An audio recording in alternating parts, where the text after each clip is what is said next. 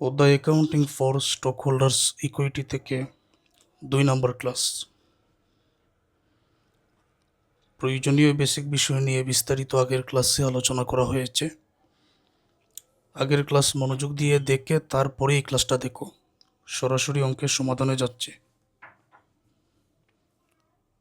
Problem 2, the stockholders equity of Lilly company as at December 31, 2015 as follows.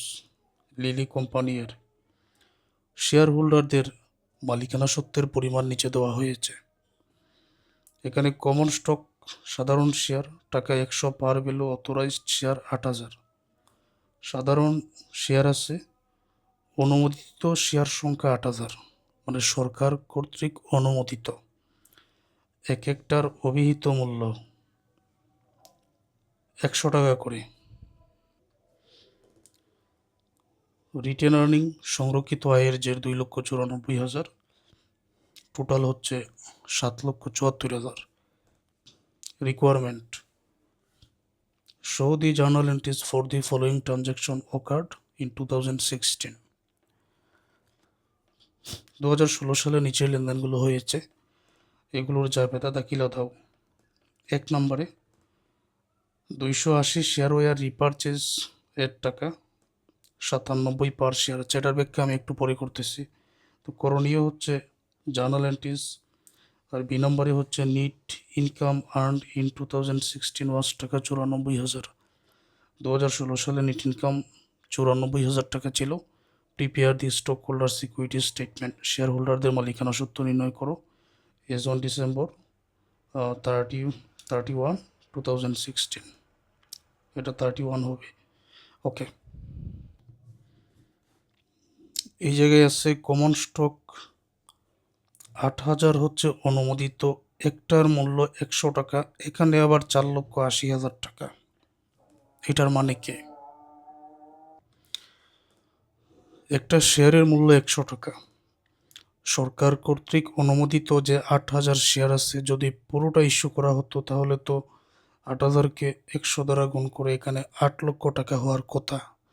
কিন্তু এখানে আছে 4,80,000 টাকা। এখন এই 4,80,000কে 100 দ্বারা ভাগ করলে 4,800 বের হবে। তার মানে 4,800 শেয়ার ইস্যু করা হয়েছে। অনুমোদিত শেয়ার আছে 8,000, এটা ঠিক আছে। তো 8,000-এর মধ্য থেকে 4,800 শেয়ার ইস্যু করা হয়েছে। 4,800 শেয়ার 100 করে গুণ করলে 4,80,000 টাকা হবে। বুঝতে পারছো?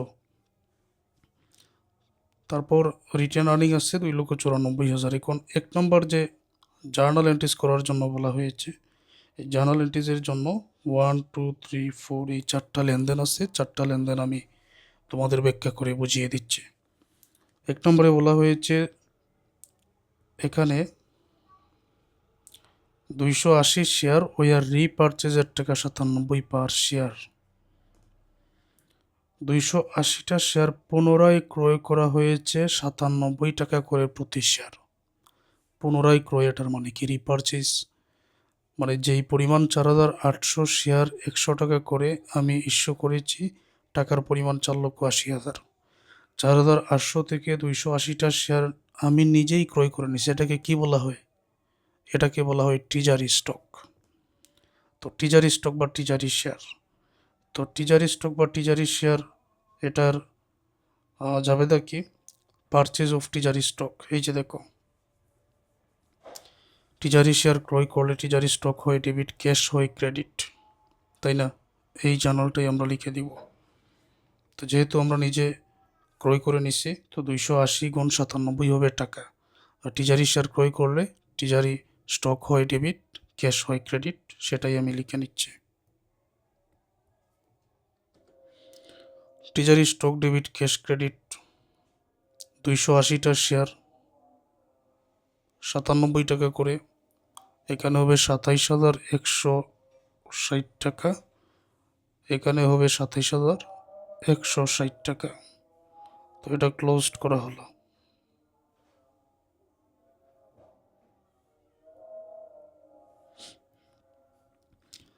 ক্যাশ ডিভিডেন্ড ওয়াজ ডিক্লেয়ার্ড এর টাকা 20 পার শেয়ার, নগদ লভ্যাংশ প্রতি শেয়ারে 20 টাকা করে ঘোষণা করা হয়েছে। প্রথমে আমরা চিন্তা করি এটার জাবেদা দাখিলা কি হবে। রেকর্ডিং ক্যাশ ডিভিডেন্ড, নগদ লভ্যাংশ ঘোষণার ক্ষেত্রে। তো cash dividend on declaration date, যেই তারিখে নগদ লভ্যাংশ ঘোষণা, জার্নাল এটা। যেই তারিখে নগদ লভ্যাংশ পরিশোধ, জার্নাল এটা। তো বর্তমানে যেহেতু ঘোষণা দেওয়া হয়েছে, রিটার্ন আর্নিং হবে ডেবিট, ডিভিডেন্ড পেবল হবে credit. Return earning debit, dividend payable credit. তো এটা আমি এখন লিখে নিতেছি। এখন টাকার পরিমাণ কত হবে? আমরা তো ইস্যু করেছি টোটাল 4800 শেয়ার। তাহলে শেয়ার প্রতি যেহেতু 20 টাকা করে ডিভিডেন্ড ঘোষণা করা হয়েছে, তাহলে কি 4800 শেয়ার এটা কি 20 দ্বারা গুণ করে টাকার পরিমাণ হবে? না, এখানে একটা চিন্তার বিষয়। 4800 শেয়ার ইস্যু করা হয়েছিল, এটা ঠিক, কিন্তু 280টা শেয়ার আবার নিজে ক্রয় করে নিচ্ছে। তাহলে তো এখন পর্যন্ত 4800 ইস্যু থাকে না। এই 4800 থেকে 280 বিয়োগ করে যত থাকবে সেই শেয়ারের উপরে 20 টাকা ডিভিডেন্ড। আমি ইস্যু করেছিলাম 4800, কিন্তু 280 শেয়ার আবার যে নিজেই ক্রয় করে নিয়েছিলাম, তাহলে তো এটা চলে আসলো। এটার তো ডিভিডেন্ড দিতে হবে না। তারপরে এই 280 বিয়োগ করে 4800 থেকে যত থাকবে ততকে 20 দ্বারা গুণ করে টাকার পরিমাণটা পাওয়া যাবে। তো হিসাবটা এরকম হবে, রিটার্ন আর্নিং ডেবিট এই 4800 মাইনাস 280 গুণ 20। 4800 শেয়ার থেকে 280 বিয়োগ করে ক্যালকুলেটারে দেখো কত হয়, তারপর 20 দ্বারা গুণ করো। গুণ করলে এখানে 90,400 হবে। আর ডিভিডেন্ড পেবল এখানে একই টাকা 90,400 হবে। এটা ক্লোজড।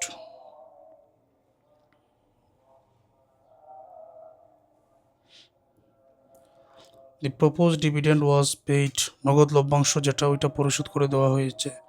জার্নালের নিয়ম ছিল, যদি dividend cash dividend on payment date, dividend পরিশোধ করা হলে ডিভিডেন্ড পেবল হয় ডেবিট, ক্যাশ হয় ক্রেডিট। যেহেতু নগদ চলে গেছে, ক্যাশ ক্রেডিট। যেই তারিখে ঘোষণা দেওয়া হয়েছিল নগদ লভ্যাংশ পরিশোধের জন্য, সেই তারিখে লভ্যাংশ পরিশোধ করা হয় নাই, তখন এই ডিভিডেন্ড পেবল এটা দায় হিসাবে ক্রেডিট করা হয়েছিল, প্রদেয় লভ্যাংশ যেটা। এখন পরিশোধ করে দেওয়া হয়েছে, দায় কমে আসলো, তাহলে ওই ডিভিডেন্ড পেবলই এখন ডেবিট হবে। আগে যেটা ক্রেডিট, এখন এটা ডেবিট। নগদ চলে গেছে, ক্যাশ ক্রেডিট। এগুলো মুখস্থ করতে হবে, মনে রাখতে হবে।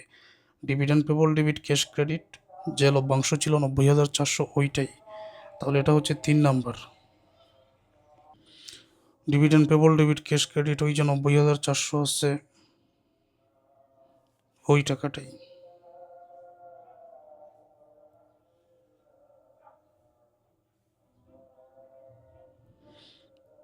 ওকে, তারপর দি রিপারচেজ টিজারি স্টক ওয়াজ সোল্ড এর টাকা 102 ইচ। যে শেয়ার টিজারি শেয়ার পুনরায় ক্রয় করা হয়েছিল, এইটা বর্তমানে বিক্রি করা হয়েছে 102 টাকা করে। এবার দেখো, এই 280টা শেয়ার ক্রয় করা হয়েছিল প্রথমে 97 টাকা করে। এখন 102 টাকা যদি বিক্রি করা হয়, তাহলে বেশি মূল্যে বিক্রি করা হয়েছে।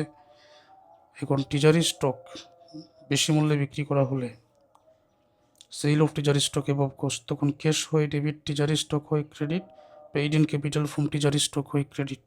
তাই তো এই জার্নালটাই এখন আমরা লিখে দিচ্ছি। তো এটা হচ্ছে 4 নম্বরে, cash debit treasury stock credit paid in capital in excess of par from treasury stock credit সম্পূর্ণ লিখে দিও। তো ক্যাশ ডেবিট কত টাকা হবে? 280টা শেয়ার, 280টা শেয়ার 102 টাকা করে বিক্রি করা হয়েছে। তাহলে নগদ চলে আসছে এখানে 28,560 টাকা হবে। 28,560 টিজারি স্টক। এখন যে টিজারি স্টক 280টা বিক্রি করা হয়েছে, এটা প্রথমে আমি ক্রয় করেছিলাম 97 টাকা দিয়ে। কোম্পানির মালিক আমি নিজেকে ধরে নিলাম, তাহলে 97 দ্বারা গুণ হবে 27,160। এই 28,560 থেকে 27,160 বিয়োগ করলে paid in capital in access এখানে থাকবে 1400 টাকা। তো জার্নাল এন্ট্রিজ আমরা করলাম। এখন এটা স্টক হোল্ডার সিকিউরিটি তৈরি করে নিতে হবে। স্টক হোল্ডার সিকিউরিটিদের এটা বাইর করার জন্য প্রথমে ক্যাপিটাল স্টক, কী পরিমাণ অনুমোদিত, কী পরিমাণ ইস্যু, কী পরিমাণ আউটস্ট্যান্ডিং আছে, যাবতীয় অ্যাক্সেসগুলো এখানে আনতে হয়। রিটেন আর্নিংয়ের সাথে নেট ইনকাম যোগ করে এখানে লিখতে হয় টিজারি স্টক যেটা বাকি আছে বিক করতে হয়, তবে স্টক হোল্ডার সিকিউরিটি পাওয়া যাবে। এখন আমরা দেখি কি পরিমাণ অনুমোদিত শেয়ার আছে এখানে 8,000। ইস্যু করা হয়েছিল 4,80,000 4,80,000 টাকার শেয়ার, অর্থাৎ 4,80,000কে 100 দ্বারা ভাগ করলে 4,800 শেয়ার ইস্যু করা হয়েছিল। 280টা শেয়ার ক্রয় করে নেওয়ার পরে এই 280টা শেয়ার পুনরায় বিক্রি করে দেওয়া হয়েছিল 4 নম্বরে। তার মানে যে 4,800 ওই 4,800ই রইল। 4,800 প্রথমে ইস্যু, 280টা ক্রয় করে নিলাম টিজারি, পরে আবার ওই 280 ইস্যু করা হলো, বিক্রি করা হলো, তাহলে তো পুরো এই 4,800ই রইল। তো 4,800 শেয়ার ইস্যুড অ্যান্ড আউটস্ট্যান্ডিং, এটার যে পার ভ্যালু 100 আছে, 100 দ্বারাই গুণ করে বসাতে হয়। তো এইটা দেখো আমি এখানে আগে লিখে নেই। অথরাইজ শেয়ার, অনুমোদিত শেয়ার আছে এখানে 8,000, 100 টাকা করে। তো 4,800 শেয়ার ইস্যুড অ্যান্ড আউটস্ট্যান্ডিং, অনুমোদিত 8,000, 4,800 শেয়ার ইস্যু করা হয়েছিল, এখনও এটা ইস্যুকৃত অবস্থায় আছে। 4,800কে 100 দ্বারা গুণ করে এই 4,80,000 টাকাই হিসাবের মধ্যে চলে আসবে। এই 4,80,000 এখন পরবর্তী নিয়ম কি? পরবর্তী নিয়ম হচ্ছে যে এক্সেস যেটা আছে, যাবতীয় এক্সেস এগুলো যোগ করে নিতে হবে। তো এক্সেসটা আমি এখানে নিয়ে আসব। এক্সেস দেখো একটাই আছে, paid in capital in excess, এই 1,400, এটাই শুধু আমি নিয়ে আসব। এডিশনাল পেইড ইন ক্যাপিটাল বলে, paid in capital excess of par from treasury stock. তো এটা টাকার পরিমাণ 1,400 টাকা আমরা এখানে নিয়ে আসব। ওকে, এটা যোগ করলে আমরা পাবো 4,81,400। 4,81,400 এটা হচ্ছে টোটাল পেইড ইন ক্যাপিটাল। পরবর্তী নিয়ম কি? রিটেন আর্নিংয়ের সাথে নেট ইনকাম যোগ করতে হবে, টিজারি স্টক বিক করতে হবে। টিজারি স্টক বর্তমান অঙ্কের মধ্যে নাই, বিক করার প্রয়োজন নাই। তো রিটেন আর্নিং আছে, তার সাথে নেট ইনকাম যোগ করতে হবে, এবং এই জায়গায় নেট ইনকাম যোগ করে যেই পরিমাণ লভ্যাংশ পরিশোধ সেটা বিক করেও আনতে হয়। কিভাবে দেখো, অঙ্কের মধ্যে রিটেন আর্নিং আছে 2,94,000 টাকার, তারপর নেট ইনকাম আছে এখানে, net income earned in 2016 was টাকা 94,000 আছে নেট ইনকাম। আর ডিভিডেন্ডও পরিশোধ করে দেওয়া হয়েছে, এই যে প্রপোজ ডিভিডেন্ড ওয়াজ পেইড, ডিভিডেন্ড পরিশোধ করে দেওয়া হয়েছে 3 তারিখে, এই যে 90,400 টাকা। তো 90,400 এটা ডিভিডেন্ড পেইড, এবং এখানে রিটেন আর্নিং 2,94,000 আর নেট ইনকাম 94,000। এখন আমরা এখানে যা করব, রিটেন আর্নিং এটা লিখে, রিটেন আর্নিং আছে 2,94,000, তার সাথে যোগ হবে নেট ইনকাম। নেট ইনকাম অঙ্কের মধ্যে আছে 94,000, সেটা থেকে বিক করা হবে যেই পরিমাণ লভ্যাংশ পরিশোধ করা হয়েছে। তো লভ্যাংশ ছিল 90,400, এখন 2,94,000 আর 94,000 যোগ করে 3,88,000 হবে। 3,88,000 থেকে 90,400 বিক করলে 2,97,400 হবে। 2,97,400। তো 2,97,400 এখন পুরোটা যদি আমরা যোগ করে দেই, তখন অঙ্কটার মধ্যে তো এখন নিয়ম অনুযায়ী বাইর করতে হবে টিজারি স্টক, তো টিজারি স্টক তো নাই, তাহলে টোটাল স্টক হোল্ডার সিকিউরিটি পর্যন্তই আমরা পেয়ে যাই। অতএব total paid in capital in এটা লেখার প্রয়োজন নাই, টিজারি স্টক থাকলে এটা আমরা লিখতাম। তো বর্তমানে এই 4,81,400 এর সাথে 2,97,600 এটা যোগ করলে আমরা 7,79,000 এখানে পেয়ে যাব।